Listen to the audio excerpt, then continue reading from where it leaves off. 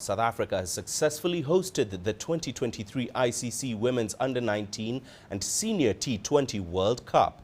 The performance of the Proteas has given Africa hope that women's cricket is catching up with the men's game. But a huge imbalance between the standards of the game in South Africa and the rest of Africa does exist, despite the good work the ICC is doing to elevate the sport. CGTN CS Du Plessis tells us more.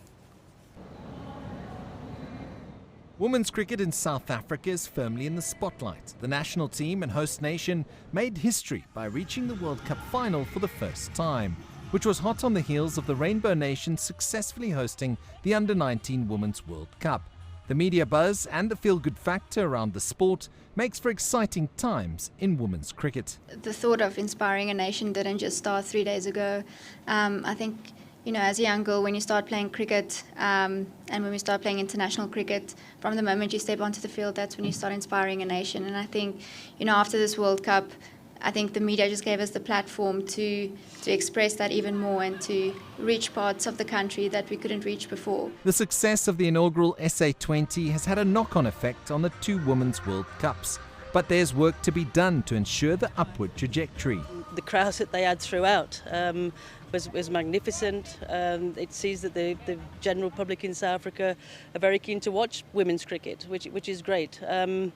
The structures are, I guess, the platform's been set now with this World Cup and the Under-19 Women's World Cup for CSA now to build on that platform and hopefully put better structures in place, I think, for years to come for the ladies. Africa had 3 representatives at the Under-19 World Cup and hosts South Africa, Zimbabwe and Rwanda. But the gulf between the nations was evident as South Africa continues to lead the way despite limited funding and opportunities for girls following their cricket passion. The depth of South African women's cricket is still alive. We know that our Protea women's, as they say, is the golden generation now, and rightly so. They've earned that right. But, there's no point in me being in such a leadership role and doing nothing for the development structure.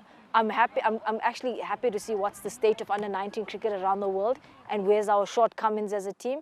For me, when it comes to the strategic thinking, it's about what happens after this World Cup and how do we get better as a nation and compete to be one of the best in the world. I definitely want to make a career out of it, whether it goes good or bad.